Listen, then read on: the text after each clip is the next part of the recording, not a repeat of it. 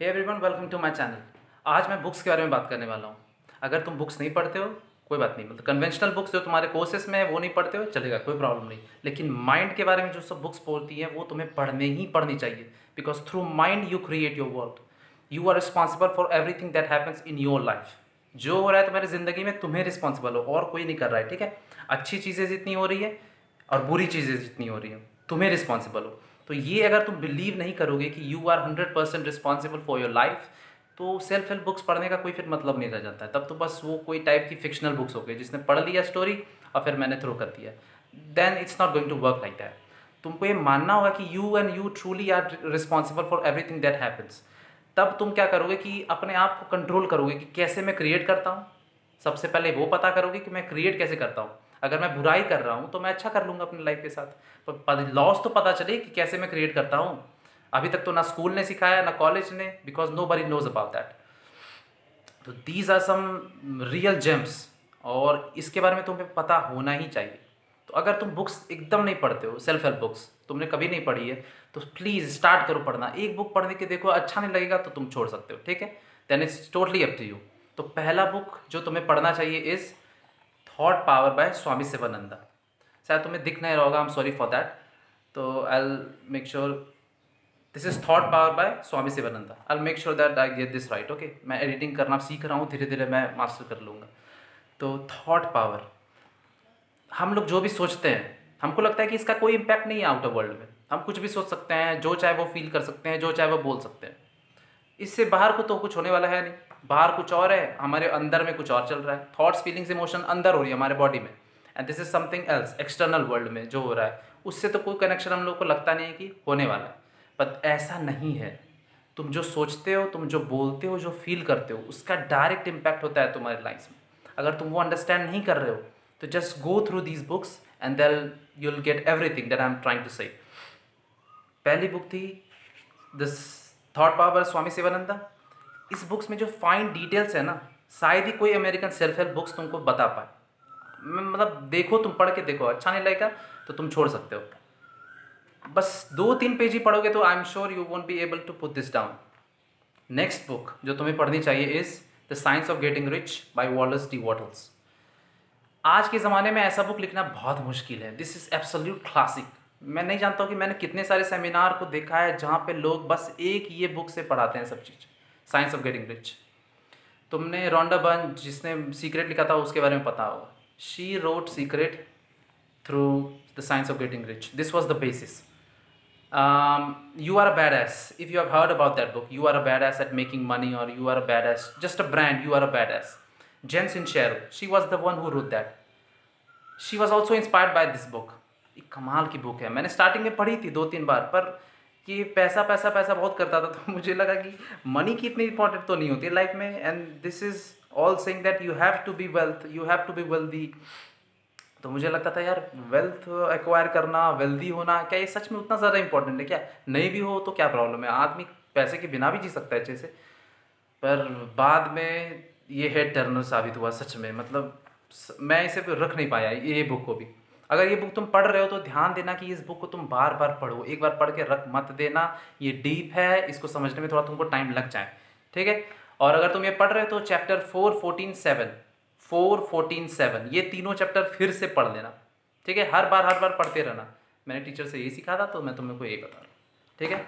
Next, ये book शायद बहुत लोगों को पता ना होगा, तो this is the game of life by Florence Scovel शिम।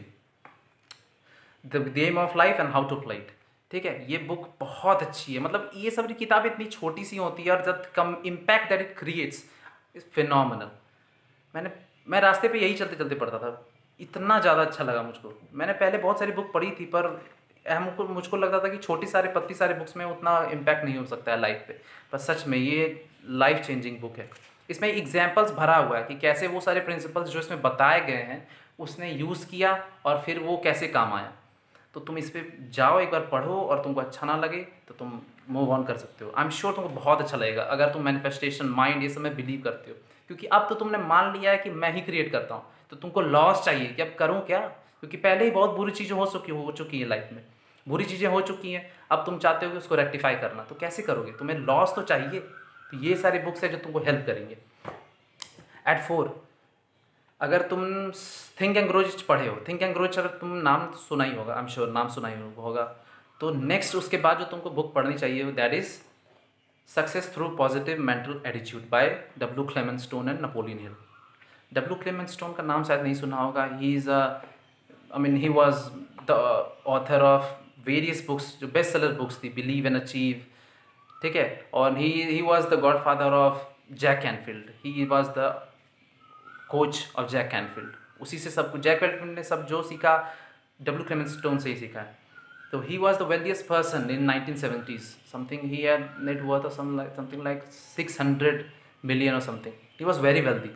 और वेल्थ की बात नहीं है, वो सब डिपार्टमेंट में इसका एप्लीकेशंस काम आता है। If you want lose weight, if you want become an athlete, कुछ अचीव करना है, कुछ भी, it's not just about money, it's about contentment, fulfilment. जो तुमको चाहते हो तुम फुलफिल कर सको अपने आप को, ठीक है।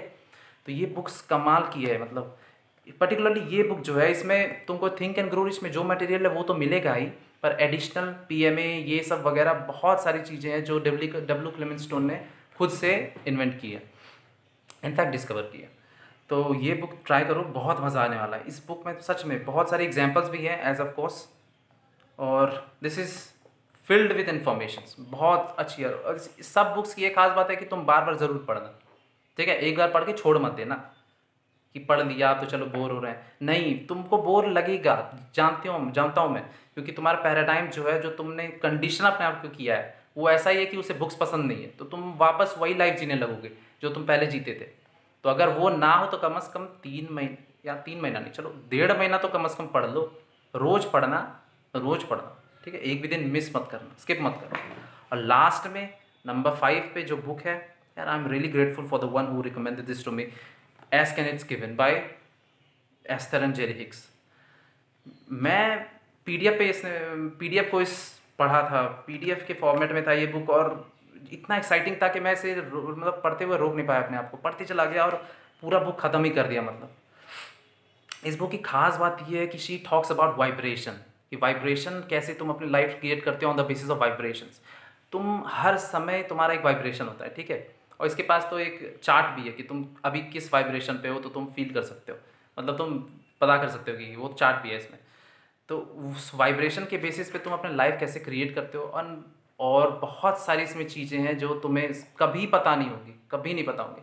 एंड बेसिकली इसको मैं नहीं बोल सकता किसी ऑथर या आदमी ने लिखा है, दिस इज़ बेसिकली एब्राहम। अब कौन है एब्राहम, तुमको पढ़ना होगा। Forward by doctor Wayne Dyer. Wayne Dyer तो तुमको पता ही होगा, नहीं पता है तो कोई बात नहीं, ही इज़ अ लेजेंड, उसके बारे में पता करो। वो उन्होंने कमाल की बुक्स लिखी हैं, you can check that out too. और ये जो सारी बुक्स मैंने तुम्हें बताई हैं, बहुत जल्दी जल्दी मैंने बोल दिया, पर ये सच में लाइफ चेंजिंग बुक्स है। कुछ साल पहले मैं डिप्रेशन में रहता था, फाइनेंशियल ब्रोक था, कुछ था नहीं मेरे पास, वेट भी मेरा ऊपर नीचे होते रहता था, फ्लक्चुएट करता था, हेल्दी नहीं था। लेकिन मुझे जैसे सबको लगता है कि जब कुछ बुरा समय आता है कि मेरे साथ ही ऐसा क्यों हो रहा है, तो मैंने भी यही सोचा कि मेरे साथ ऐसा क्यों हो रहा है। तो मुझे पता चला कि मैं ही कर रहा था अपनी ज़िंदगी बर्बाद, अनकॉन्शियसली मैं ही कर रहा था, मुझे पता नहीं चल रहा था कि मैं कैसे कर रहा हूँ, पर मैं ही कर रहा था।